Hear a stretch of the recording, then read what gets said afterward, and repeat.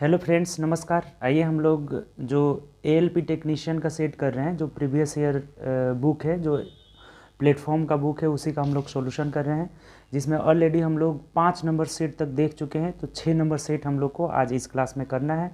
तो 6 number set का हम लोग डिस्कशन करेंगे। ठीक, अगर 5 तक सेट का डिस्कशन आप नहीं देखे हैं तो प्लेलिस्ट बना हुआ है एएलपी टेक्नीशियन के नाम से, वहाँ पे जाइए और पाँचों सेट का डिस्कशन आप देख सकते हैं। ठीक, और अगर सेट आपके पास नहीं है, पहले सेट बना कर डिस्कस करिएगा तो ज़्यादा फायदा होगा। तो सेट अगर आपके पास नहीं होगा तो आप विपिन मैथ्स चैनल है, आपका जो प्ले लिस्ट में है विपिन मैथ्स चैनल, तो वहाँ से जा करके आप विपिन मैथ्स चैनल डाउनलोड कर लीजिए। ठीक, एप्लीकेशन है, और उसके स्टडी मटेरियल में जाइएगा तो टोटल सेट आपको मिल जाएगा। उसका आंसर भी वहाँ पे अपलोड है। ठीक, तो वहाँ से आप डाउनलोड कर सकते हैं। डिस्क्रिप्शन में भी उसका लिंक दिया हुआ है, वहाँ से भी जाकर डाउनलोड कर सकते हैं। तो चलिए आइए हम लोग 6 नंबर सेट का डिस्कशन करते हैं। एक एक क्वेश्चन मैथ्स का हम लोग बारी बारी से करेंगे, और बहुत आपका बेसिक से एकदम तरीका से करेंगे। हम लोग ट्रिक मेथड से भी करेंगे और बेसिक कंसेप्ट से भी करेंगे। ठीक, तो देखिए पहला क्वेश्चन क्या कर रहे हैं। पहला ही क्वेश्चन आपका ज्योमेट्री से रिलेटेड है। कह रहा है कि एक ABCD एक समलंब चतुर्भुज है। अब देखिए समलंब चतुर्भुज तो आपको पता ही होगा कि दो आमने सामने की कोई दो भुजाएं पैरेलल होती है। जैसे ये एक समलंब है, फिगर भी बनाते चलिए। ये एक समलंब चतुर्भुज है। ठीक, समलंब चतुर्भुज ABCD इसका नाम है, ABCD समलंब चतुर्भुज है। ठीक, अब कह रहा है आपसे कि AC और BD उसके एक दूसरे को O बिंदु पर प्रतिच्छेद करा। अब AC और BD मतलब कि विकर्ण, ये विकर्ण AC है और विकर्ण BD एक दूसरे को O पर प्रतिच्छेद करता है, O पर एक दूसरे को कट करता है। ठीक, तब आपसे बोला हुआ है प्रतिच्छेद करते हैं तो करने वाले विकर्ण है, तो AC अनुपात BD बराबर क्या होगा। यही बात पूछा हुआ है कि AC अनुपात BD बराबर क्या होगा। अब जरा समझेंगे, ये जो क्वेश्चन है आपका, इसको बहुत ध्यान से समझना होगा। एक बात देखिए कि ये जितना कोण रहता है उतना ही ये कोण हो जाता है, और ये जितना कोण होगा उतना ये कोण हो जाएगा। चूंकि एकांतर कोण से ये कोण इसके बराबर हो जाएगा, ये कोण इसके बराबर हो जाएगा, और ये जो दो कोण है ना, शीर्षाभिमुख कोण से ये इक्वल होता है। तो ये दोनों त्रिभुजें हैं ना, ये सिमिलर हो जाती है, समरूप हो जाती है। तो इसमें रिलेशन क्या निकलता है, जब समरूप होता है तो संगत भुजा का रेशियो इक्वल होता है। तो जैसे दो गो कोण के सामने की भुजा OA है, यानी कि OA और बट्टा इसमें दो कोण के सामने की भुजा OC है, तो OA बट्टा OC बराबर OB बट्टा OD हो जाएगा। जैसे एक कोण के सामने की भुजा OB है तो OB बट्टा OD हो जाएगा। ये बात यहाँ पे जो है थ्योरम ही है इसका, बहुत इस पे क्वेश्चन भी आया हुआ है। तो इसी के सहारे से ना, इसी के हेल्प से आप इसका मान आराम से निकाल सकते हैं। ठीक, जैसे देखिए OA बट्टा OC, जैसे OA को आप कुछ भी मान लीजिए, जैसे OA को हम 2 मान लेते हैं। OA को कितना मान लीजिए 2, OC को मान लीजिए 1, यानी कि ये वाला हम क्या मान लेते हैं 1 मान लेते हैं। और यहाँ OB और OD का भी रेशियो 2:1 ही आपको मानना होगा। कुछ भी मान सकते हैं लेकिन 2:1 के रेशियो में ही होना चाहिए, क्योंकि ये थ्योरम हमें पता है कि ये रेशियो एकदम होता ही होता है।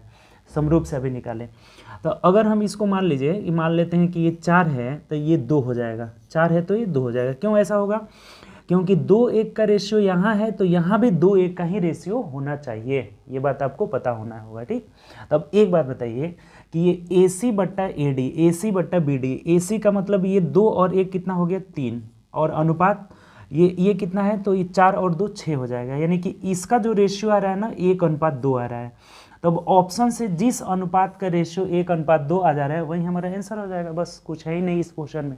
जैसे पहला ऑप्शन आप देखिए क्या दिया हुआ है, कह रहा है कि AB और AD में तो कोई रिलेशन ही नहीं है। पहला वाला आपको चेक करने की ज़रूरत ही नहीं है। दूसरा चेक करिए, दूसरा जो ऑप्शन है हमारा, तो क्या है, बोला हुआ है आपसे कि AO माइनस CO ना, AO माइनस OC, और अनुपात को हम अनुपात में ही रहने देते हैं। ये कितना दिया हुआ इधर, तो OB माइनस OD ये रेशियो दिया हुआ। अब देखिए जरा सा इधर ध्यान देंगे, OA का मतलब 2 हो गया और OC का मतलब 1, तो 2 में से 1 गया, 1 हो जाएगा रेशियो। OB का मतलब 4 में से 2 जाएगा तो कितना हो जाएगा 2 हो जाएगा। तो ये भी देखिए रेशियो 1:2 ही आ जा रहा है, अर्थात ये वाला और ये वाला दोनों आपस में क्या है, बराबर है। तो हमारा option number B is the right answer. ये अच्छा क्वेश्चन है, बहुत ही अच्छा क्वेश्चन है। पहले ही क्वेश्चन हम लोग का ज्योमेट्री से मिला। अब इसमें आपको अधूरा अगर नॉलेज होगा तो नहीं बना पाइएगा, ठीक। ये पूरा थ्योरम ही है इसका। इस थ्योरम पे भी बहुत ज़्यादा क्वेश्चन आता है। एक और थ्योरम एक्स्ट्रा लिख लेंगे कि इसका थ्योरम जो होता है, एक प्रमेय जो होता है, इस पे भी बड़ी क्वेश्चन आता है। ये इधर उधर का गुणनफल आपस में इक्वल हो जाए। इधर उधर का मतलब क्या हुआ कि इन दोनों में गुणा करेंगे, इन दोनों में गुणा करेंगे तो ये बराबर हो जाएगा। जैसे मान लीजिए आप यहीं पे, यानी कि OA into O D is equal to OB into OC हो जाता है। ये भी पूछा जाता है, इस पर भी क्वेश्चन आता है, तो ये भी ध्यान रखेंगे। OA इधर वाला दोनों गुणनफल OA इंटू OD बराबर OB इंटू OC हो जाता है। तो इस पर भी बहुत क्वेश्चन SSC में भी आया हुआ है, ठीक। तो चलिए हमारा फाइनली आंसर क्या हो जाएगा, बी हो जाएगा, ठीक। चलिए आगे बढ़ते हैं नेक्स्ट क्वेश्चन। देखिए अगला जो मैथ से क्वेश्चन है ना 5 नंबर है, कह रहा है कि नानी और लीलू, एन से लिख देते हैं, नानी और लीलू, एल दे दीजिए, ठीक। तो नानी और लीलू की लंबाई का अनुपात 4:3 है, 4:3 है। कह रहे हैं कि यदि लीलू की लंबाई 1.2 है, लीलू मतलब 3 यूनिट का मान दिया हुआ है 1.2 मीटर, ठीक। तो क्या बोला है आपसे, नानी की लंबाई क्या होगा। देखिए कितना सिंपल है, 1 यूनिट का वैल्यू यहाँ से 3 चौके 12, 0.4 हो गया। तो 4 यूनिट का वैल्यू 4 चौके 16, यानी 1.6 मीटर हो जाएगा, और यही हमारा आंसर हो जाएगा। ऑप्शन से अगर मिलाते हैं आप तो ऑप्शन नंबर डी हो जाएगा। आसान क्वेश्चन था। चलिए आगे बढ़ते हैं नेक्स्ट क्वेश्चन। अगला जो है क्वेश्चन हमारा 8 नंबर है मैथ से, कह रहा है कि चार्ल्स और श्रेया की उम्र के बीच 6 साल का अंतर है। देखिए चार्ल्स और श्रेया, सी से लिख दीजिए CH, चार्ल्स माइनस श्रेया को एस लिख देते हैं। इनका अंतर कितना है, 6 वर्ष है, ये दिया हुआ हमें, ठीक। उसके बाद कह रहा है कि जब उन्होंने 30 साल पहले एक दूसरे की शादी हुई थी, यानी कि दोनों आपका एक दूसरे से शादी हुआ है, तो जब उनका 30 साल पहले एक दूसरे से शादी हुई थी तो चार्ल्स के उम्र का 4 गुना, यानी कि 4CH, चार्ल्स के उम्र का 4 गुना श्रेया के उम्र के 5 गुने के बराबर है। श्रेया के उम्र के 5 गुने के बराबर है, यानी कि 5S के बराबर है, ठीक। ये चीज़ हमें दिया हुआ है। तब एक बात बताइए, यहाँ से चार्ल्स और श्रेया का जब रेशियो निकालिएगा तो 5:4 आ जाएगा, और दोनों में अंतर कितना है, 1 यूनिट। तो इसी 1 यूनिट का मान यहाँ पे कितना दिया था, 6 साल दिया हुआ था, 6 वर्ष दिया हुआ था। तो अब 5 यूनिट, यानी कि ये जो चार्ल्स निकल जाएगा 5, तो 6 × 5 = 30 वर्ष हो जाएगा, 30 वर्ष चार्ल्स हो गया। और ये 4 यूनिट यानी श्रेया कितना हो जाएगा, तो 6 चौके 24 साल की हो जाएंगे। श्रेया कितने साल का, 24 साल का। तो पूछा क्या आप क्वेश्चन में, आइए अगर ये पूछा रहता ना कि 30 वर्ष पहले, ये 30 वर्ष पहले की बात है, ये 30 वर्ष पहले की ये जो रेशियो है निकला हुआ है, ये 30 साल पहले का है। 30 साल पहले पूछा रहता कि श्रेया की, चार्ल्स कितने साल के होंगे, तो 30 साल का। श्रेया कितने साल के होंगे, 24 साल का। लेकिन क्वेश्चन में क्या पूछा है, उनकी वर्तमान उम्रों का योग क्या होगा। अब देखिए वर्तमान मतलब कि इसमें भी 30 साल जोड़ देंगे और इसमें भी 30 साल जोड़ देंगे, यानी कि जो चार्ल्स हो जाएंगे वो 60 साल के हो जाएंगे और श्रेया हो जाएंगी 54 साल की। तो दोनों का योग पूछ रहा है, तो 4 की 4, 6 × 5 = 11, यानी 114 वर्ष उन दोनों का योग हो जाएगा, जो कि ऑप्शन से अगर देखते हैं हम तो ऑप्शन नंबर किस में दिया है, बी में दिया हुआ। बताइए कहीं से भी अगर कोई दिक्कत हो तो बताइए आप। सिंपल था, चार्ल्स और श्रेया का 6 साल का अंतर था। तो देखिए अब एक बात यहाँ पे समझेंगे कि ये जो 6 साल का अंतर है, ये कभी भी 6 साल का ही अंतर रहेगा, इनमें कभी भी इसमें 6 साल का ही अंतर रहेगा।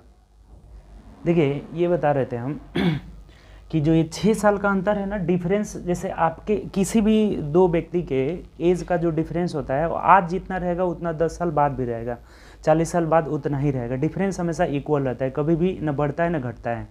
क्योंकि आज अगर 2 लोगों के बीच 10 साल का अंतर है तो 10 साल के बाद भी 10 साल का ही अंतर रहेगा। दोनों 10-10 बढ़ेंगे तो अंतर तो डिफरेंस ही रहेगा, सेम ही रहेगा।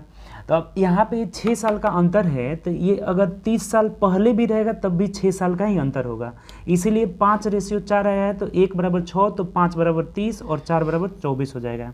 तो ये 30 साल पहले का है, तो 30-30 जब जोड़ लेंगे तो वर्तमान में 60 साल का, 54 साल का योग कितना हो जाएगा, 114, ठीक। चलिए आगे बढ़ते हैं नेक्स्ट क्वेश्चन।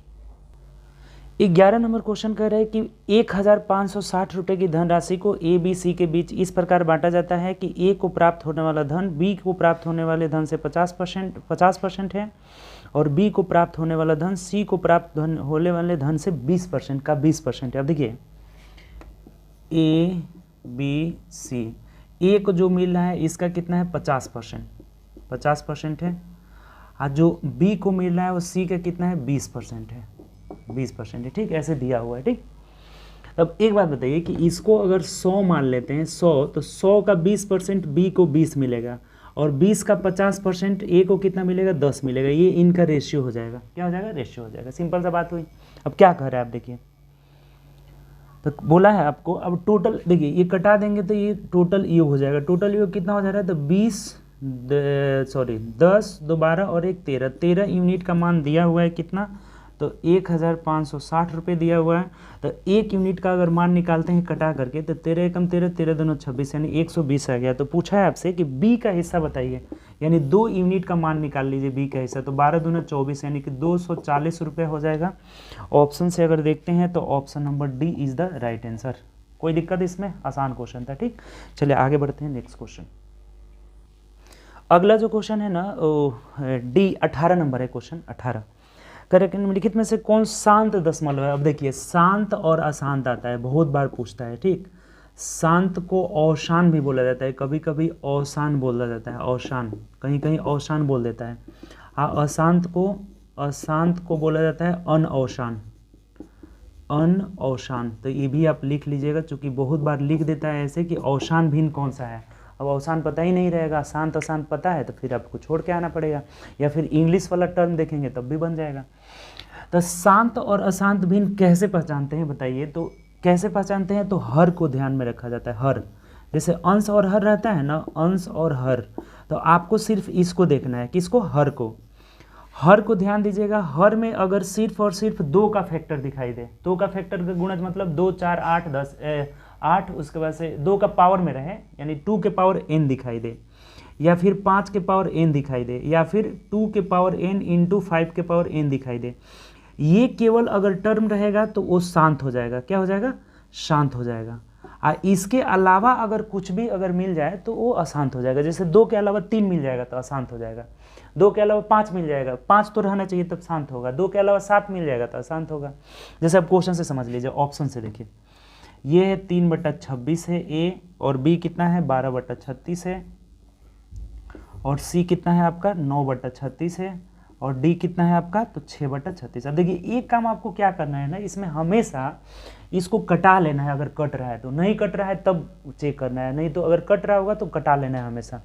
जैसे 9 चौके 36, 6 के 36 हो जाएगा, फिर यहाँ से 12 3 कितना हो जाएगा, 36 हो जाएगा। ठीक, तो अब आपसे बोला हुआ है कि कौन सा शांत दशमलव है। तो देखिए, अब इसमें हर में 3 दिखाई दे गया तो ये शांत नहीं है। 6 दिखाई दे दिया तो 6 में 2 गुणे 3 है, तो देखिए फिर 3 आ गया, ये भी शांत नहीं है। ये 26 में 13 गुणे 2, 2 गुणे 13 आ जा रहा है, तो 2 के अलावा 13 आ जा रहा है, ये भी शांत नहीं है। आंसर क्या होगा, 9/36 हो जाएगा, कि चूंकि 1/4 ही आ जा रहा है। आज जब हर में केवल 2 का गुणज दिखाई दे, 5 के पावर में दिखाई दे, या 2 5 दोनों दिखाई दे, तो शांत हो जाएगा। बात क्लियर। तो हमारा आंसर हो जाएगा कौन सा, 9/36, यानी ऑप्शन नंबर सी हो जाएगा। ये बात आप नोट करके लिख लेंगे कि हर को सिर्फ ध्यान दिया जाता है, वो भी कटाने के बाद, कटा करके तब देखेंगे। पहले कटा लेंगे, उसके बाद अगर 2 के अलावा कोई और संख्या दिखाई दे तो अशांत हो जाएगा, और केवल सिर्फ 2 का गुणज रहे या 5 का पावर में रहे तो वो क्या हो जाएगा, शांत हो जाएगा। क्लियर। चलिए आगे बढ़ते हैं नेक्स्ट क्वेश्चन। चलिए 22 नंबर जो क्वेश्चन है हम लोग का, बोला हुआ है कि 27,225 का वर्गमूल। देखिए, कभी भी अगर वर्गमूल निकालना हो ना तो सबसे आसान भाग मेथड, 1 एकम 1, कोई ट्रिक नहीं, 1 फिर 1 7 2 उतर जाएगा, 1 1 2 हो जाएगा, 2 8 16, 8 से जाएंगे ज़्यादा हो जाएगा, 7 से ले जाइए, 1 लेके चल गए ना, तो 7 दूना 14, 7 7 49 कर 9, और 7 दूना 14 4 18, ज़्यादा हो जा रहा है, 6 से ले जाइए, 6 जाइए 36 कर 6, हासिल 3 हो जाएगा, 6 दूना 12 3 15 हो जाएगा, 12 में से 6 गया 6, 1 हो गया कट गया। अब यहाँ कितना हो जाएगा, 2 5 उतरेगा, इधर कितना हो गया 6 6 12 कर 2, हासिल 1 हो जाएगा 1। अब 5 ही मर्त में जाएगा ही, यहाँ पे यहाँ 5 मर्त में ले जाएंगे, यानी कि 165 इज द राइट आंसर। ठीक, लास्ट में 25 रहेगा तो अंत में तो 5 ही आएगा, दूसरा आ ही नहीं सकता है। तो 165 मतलब ऑप्शन नंबर बी हो जाएगा। तो सबसे आसान मेथड, कोई भी अगर संख्या दशमलव में संख्या रहे या फिर बड़ी संख्या रहे, कोई भी संख्या रहे, अगर वर्गमूल निकालना हो, भाग विधि सबसे बेटर है आपका। ठीक, चलिए आगे बढ़ते हैं नेक्स्ट क्वेश्चन। देखिए नेक्स्ट जो क्वेश्चन है ना 23 नंबर, कह रहा है कि 17 गुणे 29 बराबर 493 है। तो ये बोला 170 गुणे 0.029 बराबर क्या। अब कुछ नहीं है, देखिए कि इसमें भी 17 है 29 है, यहाँ भी 17 है 29 है, तो ये तो फिक्स है कि 493 आएगा। ये तो फिक्स है कि क्या होगा 493 आएगा। एक बात जब आप ध्यान देंगे कि ये जब पॉइंट हटेगा यहाँ पे तो यहाँ कितना जीरो हो जाएगा, 3 गो जीरो हो जाएगा, 1000 आ जाएगा। फिर एक जीरो से एक जीरो कट जाएगा, यानी कि नीचे कितना जीरो बचेगा हमारा 100। तो 100 जीरो बचने का मतलब 4.93 is the right answer, 4.93। Option से देख लीजिए तो ऑप्शन नंबर बी हो जाएगा। बात आपको समझ में आया कि नहीं बताइए। ये 17 गुणे 29 बराबर 493। तो ये जब पॉइंट हटाए तो नीचे 1000 हो जाएगा, एक जीरो से एक जीरो खत्म हो गया, यानी 17 गुणे 29 बराबर 493 आएगा। नीचे 100 है, भाग लगा दिए, कितना आ जाएगा 4.93 हो जाएगा। ठीक, चलिए आगे बढ़ते हैं नेक्स्ट क्वेश्चन। देखिए अगला जो क्वेश्चन है ना बोर्ड मास, इससे तो हर सेट में क्वेश्चन आता है, किसी भी एग्जाम में सब में आता है। ठीक, देखिए क्या कर रहे हैं, इसका वैल्यू हमें निकालना है तो करेंगे क्या बताइए। सबसे पहले छोटा ब्रैकेट को तोड़िए, और उसमें भी ये लाइन ब्रैकेट, इसको बोलते हैं ना लाइन ब्रैकेट, रेखा कोष्ठक। तो सबसे पहले इसका क्रिया करेंगे हम। ठीक, बोर्ड मास में कभी भी अगर लाइन ब्रैकेट आपको दिखाई दे तो सबसे पहले उसका क्रिया किया जाता है। तो ये 16 में से 8 पहले आपको घटाना होगा, तो 16 में से 8 गया 8 हो जाएगा। ठीक, अब यहाँ आएंगे तो देखिए छोटा ब्रैकेट को हम ले रहे हैं, तो ये भाग लगाएंगे, चूँकि भाग पहले होगा तो यहाँ 12 हो जाएगा, और गुणे 8 हो जाएगा, और फिर भागे 2 है, और फिर भागे 3 है। अब देखिए यहाँ बहुत ना पूछा जाता है, जैसे इसको पहले भाग देना है ना, तो पहले शुरू से हम भाग देंगे, 2 3 को भाग दिखाई दे तो पहले ये 8 को आप भाग दीजिए किससे, 2 से, तो ये 4 हो जाएगा, और 12 चौके 48, 48 में आप 3 से भाग लगा देंगे, यानी कि 16 हो जाएगा। यहाँ तक आपका मान क्या आ गया, 16 आ गया। तब 38 में से 16 घटा दीजिए, कुछ नहीं है, अब कितना हो जाएगा, तो 2 इस भी 2 हो जाएगा, यानी कि 22 हो जाएगा। ऑप्शन से देखते हैं, ऑप्शन नंबर सी हो जाएगा। ठीक, तो ये आसान सा क्वेश्चन था। आगे बढ़िए नेक्स्ट क्वेश्चन। देखिए अगला जो मैथ का क्वेश्चन है ना 44 नंबर, 44 नंबर, देखिए क्या कर रहे हैं। ये आकृति दिया हुआ है, एक फिगर दिया हुआ है। ठीक, और फिगर में बोला हुआ है कि ऊपर दिए गए आकृति में ए बी जीवा है, ए बी जीवा है, कॉर्ड, इसको कॉर्ड बोला जाता है, जीवा है। आगे बढ़ाने पर स्पर्श रेखा डी को डी पर मिलती है, डी से डी पर मिलती है, यदि ए बी बराबर 5 दिया हुआ है, ये कितना दिया हुआ है, 5 दिया हुआ है। उसके बाद कह रहा है कि और डी ई बराबर 6 है, डी ये कितना है, 6 है। तो आपसे बोला हुआ है कि बी डी की लंबाई क्या होगी, यानी ये बी डी की लंबाई हमें बोला जा रहा है। देखिए एक थ्योरम आपको पता होगा, नॉर्मल सा थ्योरम है, जब ये एक जीवा रहे और एक स्पर्श रेखा रहे। ठीक, तो ये ए बी जीवा रहे, ए बी जीवा रहे, और ये पी टी स्पर्श रेखा रहे, टी पे स्पर्श करती हो। ठीक, ये मान लीजिए टी यहाँ रहेगा, टी यहाँ रहेगा, तो P A into P B बराबर पी टी स्क्वायर होता है, बहुत बार आप पढ़े हैं। इसका जो गुणनफल होता है पी ए, यानी एक बार पूरा और एक बार बाहर वाला, पी टी स्क्वायर के बराबर होता है। यहाँ पे P A into P B बराबर पी टी स्क्वायर, ये थ्योरम होता है। ये जो सर्कल है कि एक जीवा और स्पर्श रेखा जब मिल रही हो आगे बढ़ाने पर जीवा को, तो P A into P B, यानी कि पी ए एक बार पूरा बड़ा वाला एक बार बाहर वाला का गुणनफल इस पी टी स्क्वायर के वर्ग के बराबर होता है। तो कुछ नहीं है, अब जैसे एक बार पूरा लेना है तो 5 प्लस एक्स हो जाएगा, और इंटू बाहर वाला क्या हो जाएगा x, और बराबर इधर 6 जाएगा 36 हो जाएगा। अब देखिए यहाँ से बच्चे क्या करेंगे ना, परेशान हो जाएंगे। इसको आप जब सॉल्व करिएगा तो क्वाड्रेटिक इक्वेशन बन जाएगा। तो कुछ नहीं, 4 जब रखेंगे यहाँ पे तो ये 5 4 9, 9 और गुणे 4 36 नहीं आ जाएगा, तो x का मान क्या आ जाएगा 4। यहाँ से जो बी डी हमारा है, B D is equal to कितना हो जाएगा 4 सेंटीमीटर, और यही आंसर हो जाएगा। ऑप्शन से देख लीजिए तो ऑप्शन नंबर सी हो जाएगा। बताइए कहीं से भी कोई दिक्कत है, ये थ्योरम याद रखेंगे, P A into P B बराबर पी टी स्क्वायर। तो एक बार पूरा लेंगे तो 5 प्लस एक्स हो जाएगा, और बाहर वाला क्या हो जाएगा एक्स, और बराबर पी टी स्क्वायर, मतलब कि बी डी ई स्क्वायर 6 जाएगा 36। अब यहाँ से सॉल्व नहीं करना है, क्वाड्रेटिक बन जाएगा। 4 रखेंगे तो 9 चौके 36, यानी कि 4 हो जाएगा हमारा। एक्स का मान क्या होगा 4। चलिए आगे बढ़ते हैं नेक्स्ट क्वेश्चन।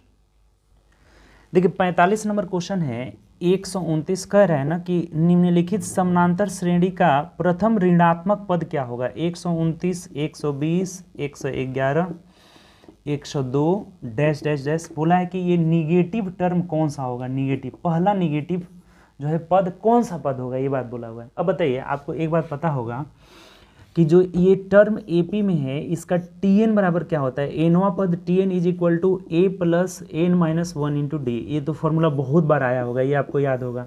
एस एन का भी फॉर्मूला आपको याद होगा, एस एन का भी बहुत बार आया हुआ है।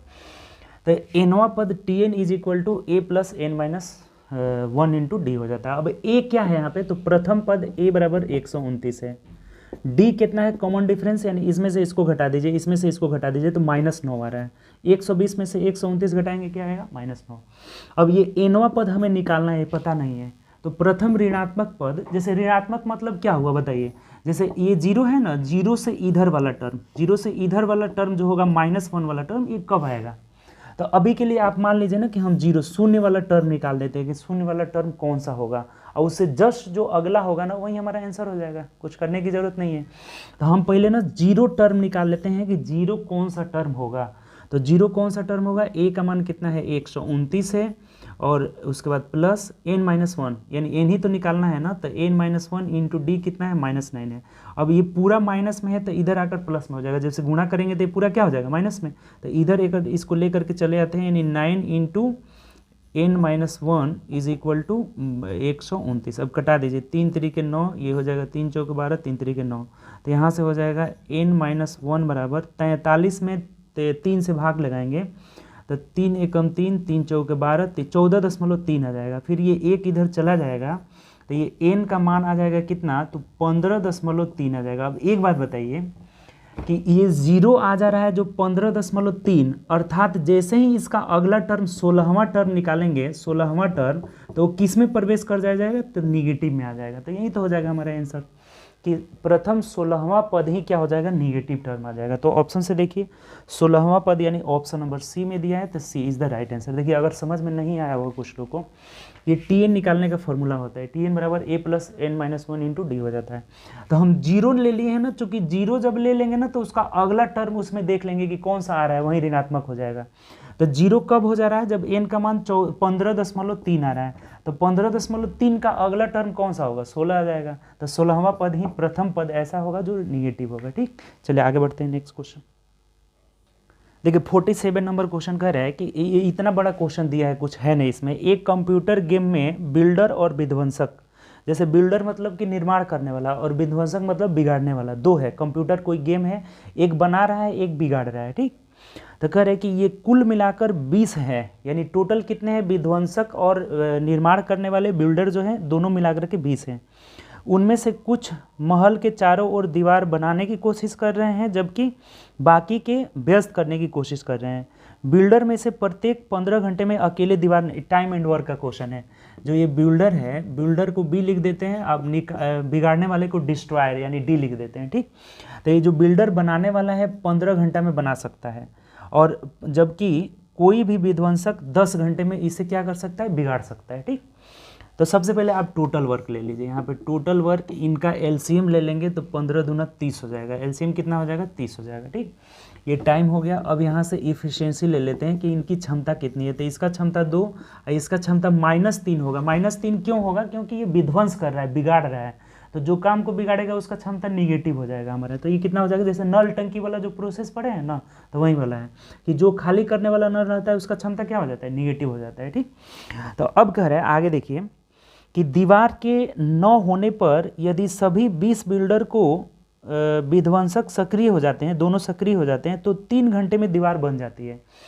यानी कि ये लोग 3 घंटे में दीवार को बना सकते हैं। ठीक, सब मिल करके।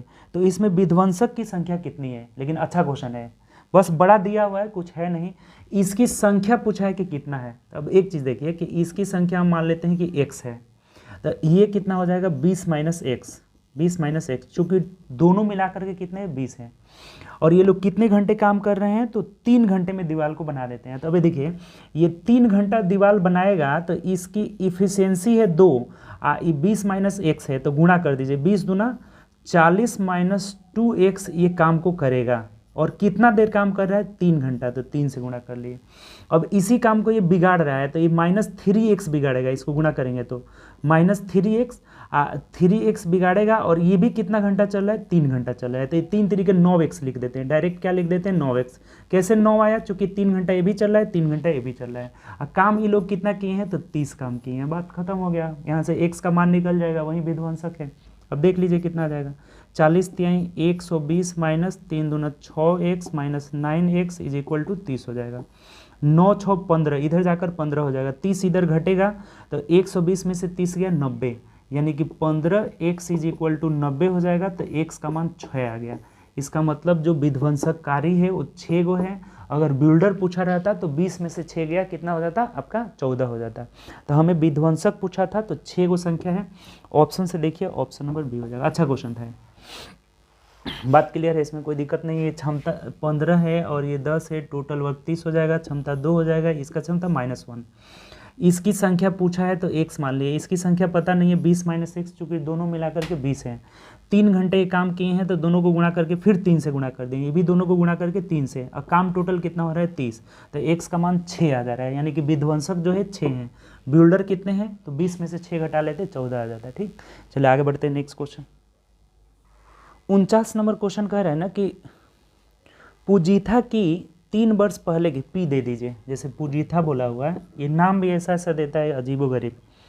पूजीथा की 3 वर्ष पहले की आयु के 1/3 और वर्तमान आयु से 2 वर्ष बाद की आयु के आधे का योग, यानी देखिए इसका वर्तमान आयु ना आप x मान लीजिए, पूजीथा की हम वर्तमान आयु जो है ना x कर लेते हैं, केवल इसी के बारे में बोला हुआ है, तो वर्तमान आयु x कर लेते हैं। तो ये बोला हुआ है कि पूजीथा की 3 वर्ष पहले की आयु, यानी कि x - 3, x - 3 का कितना 1/3, यानी 1/3। ठीक, वर्तमान आयु के 2 साल बाद, यानी कि x + 2, तो x + 2 हो जाएगा वर्तमान आयु के 2 साल बाद की आयु के आधा, यानी कि इसका 1/2, और दोनों का योग कितना दिया हुआ है, दोनों का योग कह रहा है कि 20 वर्ष है, 20 हिंदी में लिखा हुआ है वहाँ पे। ठीक, ये 20 वर्ष है, तो उसकी वर्तमान आयु क्या होगी। अब x का मान निकाल देना, इसको जोड़ दीजिए, कुछ है ही नहीं इसमें, एलसीएम 6 हो जाएगा ना, दोनों का एलसीएम 6, तो 3 दूना 6, यानी कि 2x माइनस ये कितना हो जाएगा 3 दूना 6 प्लस 2 तिहाई 6, यानी कि 3x प्लस 2 दूनी के 4 हो जाएगा, और बराबर कितना हुआ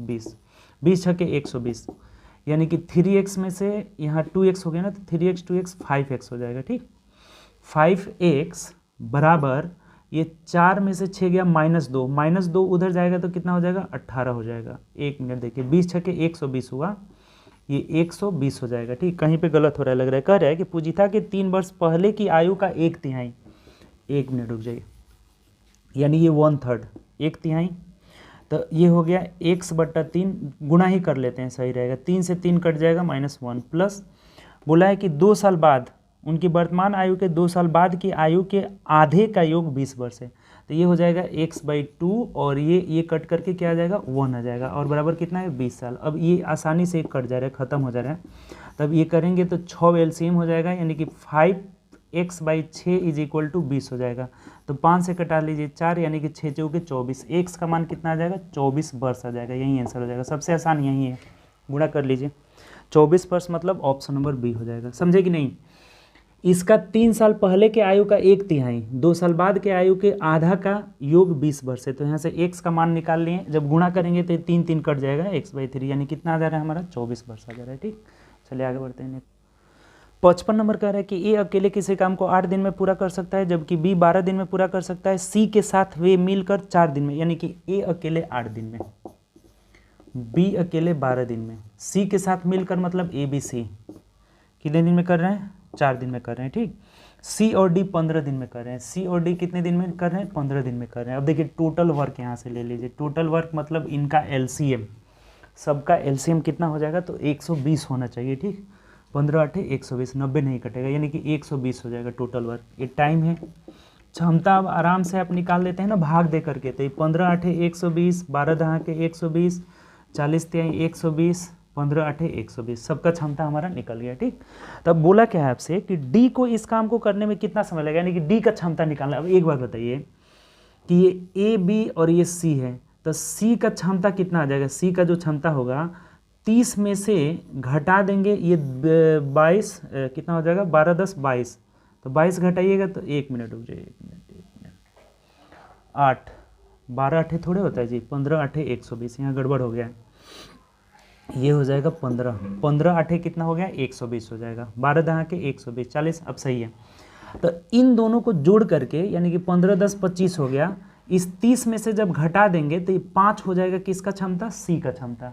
आइए 8 में से आप 5 घटा देंगे ना, तो डी का क्षमता कितना हो जाएगा 3 हो जाएगा। हमें डी का ही क्षमता निकालना है, तो डी कितने दिन में करेगा, तो 120/3, यानी कि 40 दिन में इस काम को कंप्लीट कर लेगा, तो आंसर हो जाएगा 40 दिन, ऑप्शन नंबर बी। ये भी सिर्फ बड़ा लिखा हुआ है, कुछ है नहीं इसमें।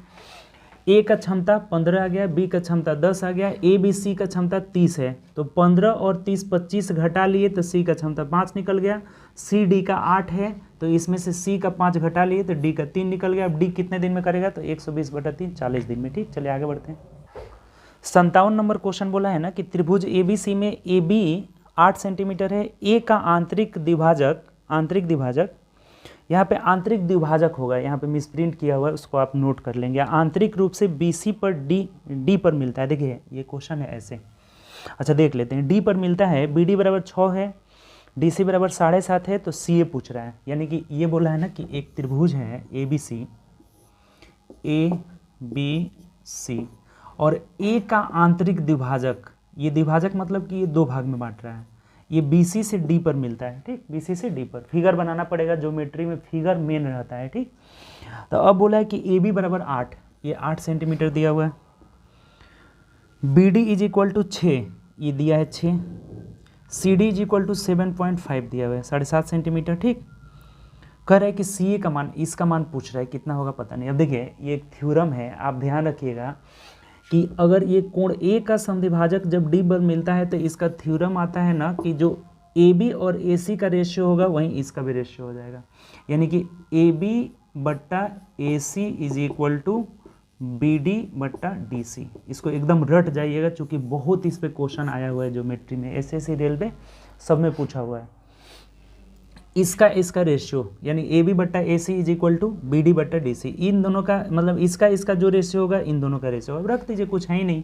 AB कितना है 8, AC कितना है पता नहीं है, x मान लिए, चाहे AC ही रहने दीजिए, AC बराबर ये कितना है 6 और ये कितना है 7.5, पॉइंट हटाएंगे 0 हो जाएगा, 15 चौके 60, 15 पचे 75 हो जाएगा, 4 से कटेगा, 4 दूना 8, तिरछा गुणा कर लीजिए, AC बराबर हो जाएगा 5 दूना 10 सेंटीमीटर और यही हमारा आंसर हो जाएगा। AC is equal to 10 centimetre, option number D हो जाएगा। कोई दिक्कत नहीं है इसमें, बस थ्योरम याद रखेंगे। ठीक, चलिए आगे बढ़ते हैं नेक्स्ट क्वेश्चन। देखिए अगला जो क्वेश्चन है ना 58 नंबर में दिया हुआ है मैथ का क्वेश्चन। ठीक, अगला जो 57 के बाद 58 है, कह रहा है कि ये एक डाटा दिया गया है। ठीक, DI से रिलेटेड है, आपका टेबल दिया हुआ है, शहर का नाम दिया हुआ है, जनसंख्या दिया हुआ है, शिक्षित लोग दिया हुआ है, अशिक्षित लोग दिया हुआ है, इनका प्रतिशत दिया हुआ है। ठीक, और पूछा क्या आपसे कि दिए गए आंकड़ों के आधार पर चारों शहरों में कुल मिलाकर शिक्षित का कुल प्रतिशत दशमलव के एक स्थान तक क्या होगा। शिक्षित लोगों का प्रतिशत पूछा। अब देखिए कुछ नहीं करना है इसमें, ये टोटल जो है 200 लोग शिक्षित है और अशिक्षित 100 है, तो ये पहले निकाल लीजिए, जो खाली स्थान है ना इसको निकाल लीजिए, 200 और 103 हो जाएगा, टोटल जनसंख्या कितना हो जाएगा 300 हो जाएगा। इसका यहाँ पे निकालेंगे तो शिक्षित लोग पता नहीं है, टोटल जनसंख्या 120 है, अशिक्षित 90 है, तो ये शिक्षित कितने हो जाएंगे 30 हो जाएंगे, निकाल लिए।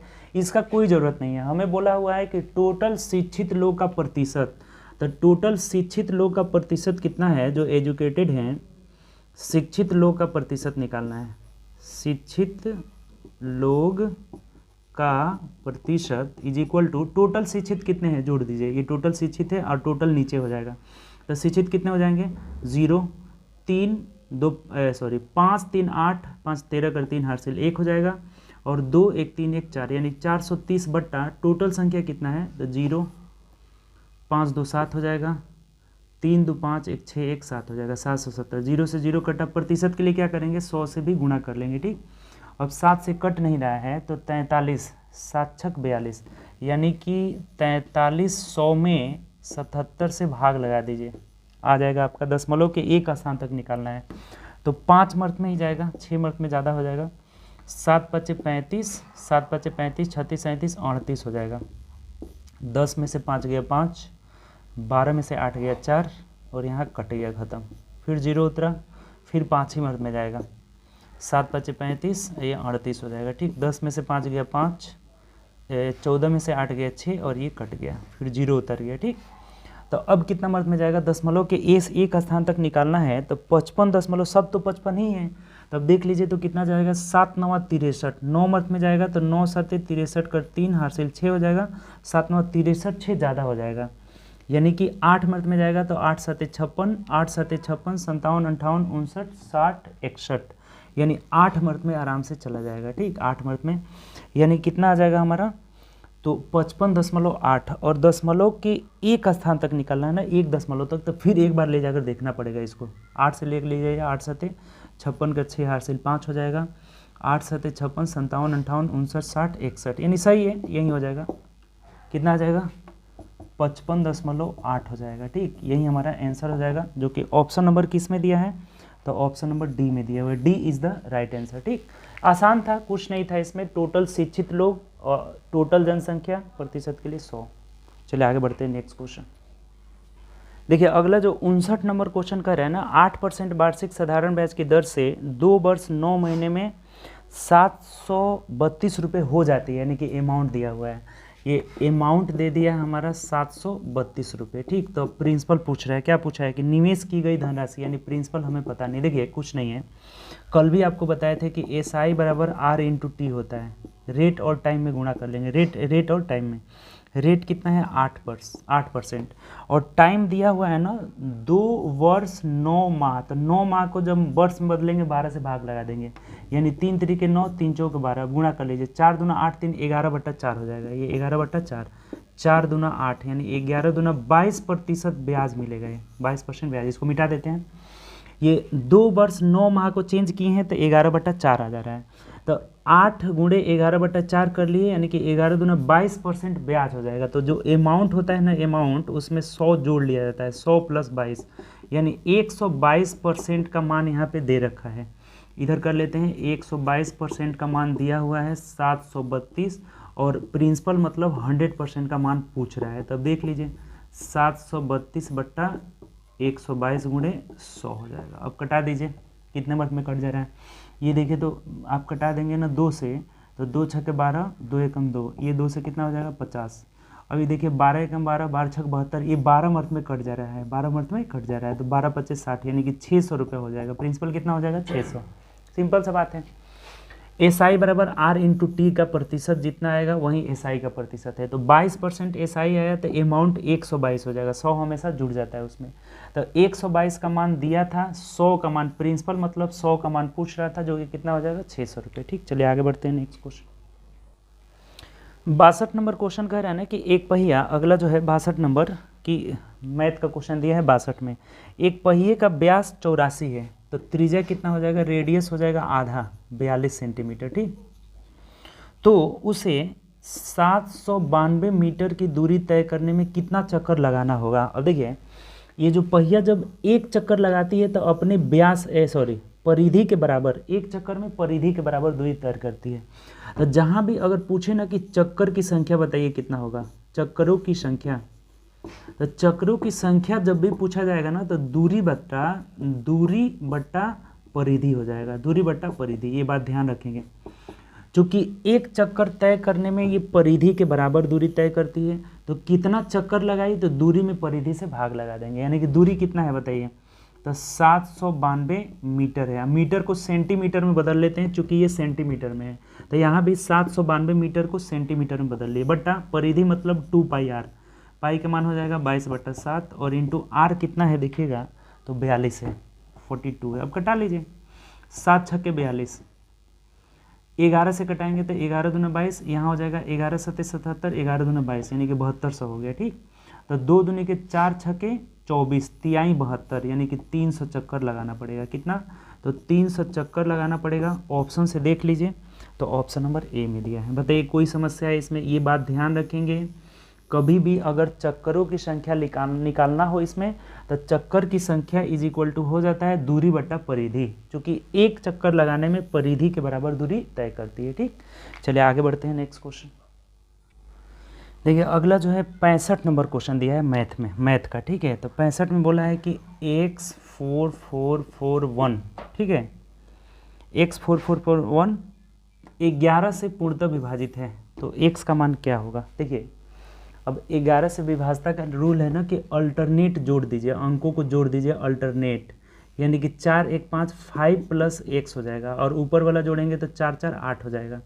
तो इन दोनों का अंतर या तो 0 होना चाहिए या 11 होना चाहिए। तो ये तो 0 आराम से हो जा रहा है। यहाँ पे 3 जब रखेंगे 3, तो 5 3 8, 8 में से 8 गया 0, यानी x का मान क्या आ जाएगा? 3 आ जाएगा। कुछ नहीं है क्वेश्चन में, 11 से विभाजता का रूल यही है कि अल्टरनेट अंकों को जोड़ लेंगे तो ये 4 1 5 प्लस 1 आ जा रहा है, इधर से 4 4 8 हो रहा है। इनका अंतर या तो 0 होगा या 11। अगर 0 नहीं होता तब हम 11 रख के चेक करते हैं। तो 0 पे ये x का मान क्या आ जा रहा है, 3 आ जा रहा है, वही आंसर हो जाएगा। ठीक, ऑप्शन नंबर क्या हो जाएगा, तो ऑप्शन नंबर डी हो जाएगा। ठीक, चलिए आगे बढ़ते हैं नेक्स्ट क्वेश्चन।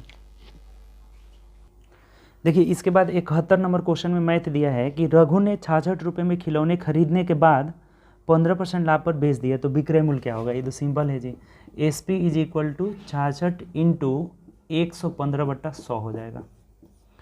5 से कटाइए, 5 दूना 10, 5 3 15, 5 से कटाएंगे 20 हो जाएगा। फिर 2 से कटा लिए तो ये 10 हो जाएगा, 2 से कटाए 33 हो जाएगा। ठीक, अब 33 या 99 और 33 दूना 66, यानी 9 की 9, 9 6 15 5 8 से 1 हो जाएगा, यानी 759 आ रहा है। तो 759/10 यानी कितना हो जाएगा, 75 रुपये 90 पैसे। ये देख लीजिए किसमें दिया है, ये आसान सा क्वेश्चन है, 75 90 यानी कि ऑप्शन नंबर डी है, D is the right answer. ठीक, चलिए आगे बढ़ते हैं नेक्स्ट क्वेश्चन। देखिए अगला 73 नंबर क्वेश्चन है, कह रहे हैं कि 1 मीटर में कुल कितना किलोमीटर होता है। 1 मीटर में कितना किलोमीटर होगा। अब देखिए मीटर को जब भी किलोमीटर में बदलना होगा 1000 से भाग लगा दिया जाता है कभी भी, चूँकि 1 kilometre is equal to 1000 metre होता है, 1000 मीटर होता है। तो जहाँ भी आपको अगर मीटर को किलोमीटर में बदलना रहता है 1000 से भाग लगा देते हैं। तो 1 मीटर में कितना किलोमीटर होगा, तो 1000 से भाग लगाएंगे तो ये 0.001 हो जाएगा, इतना किलोमीटर हो जाएगा। तो ये देख लीजिए किस ऑप्शन में दिया है, 0.001 ऑप्शन नंबर क्या हो जाएगा, सी हो जाएगा, यानी कि सी इज़ द राइट आंसर। कोई दिक्कत है इसमें, यानी कि टोटल 75 तक था इस सेट में क्वेश्चन। जो भी एएलपी टेक्नीशियन का सेट रहता है उसमें 75 क्वेश्चन पूछा जाता है, जिसमें 20 से 25 मैथ रहता है, 20-25 रीजनिंग रहता है, और उसके बाद जीके जीएस और साइंस भी दोनों मिला के रहता है। ज़्यादा क्वेश्चन इसमें साइंस से रहता है, न्यूमेरिकल भी एक आध क्वेश्चन रहता है इसमें। ठीक, तो हम लोग टोटल जो है 75 क्वेश्चन तक जितने भी मैथ का क्वेश्चन था टोटल एक एक करके बहुत आसानी से हम लोग समझे। ठीक, तो चलिए हम लोग नेक्स्ट वीडियो में मिलेंगे, जो कि अगला क्लास होगा, जिसमें हम लोग सेट नंबर 7 का डिस्कशन करेंगे। ठीक, तो ज़्यादा से ज़्यादा आप दोस्तों में शेयर करिए, क्लास को शेयर करिए। अगर चैनल पे पहली बार आए होंगे तो चैनल सब्सक्राइब कर लीजिए और लाइक बटन भी दबा दीजिएगा, और शेयर आप लोग पूरा करिए, दोस्तों में शेयर ज़रूर करिए। ठीक, तो ओके बाय, टेक केयर।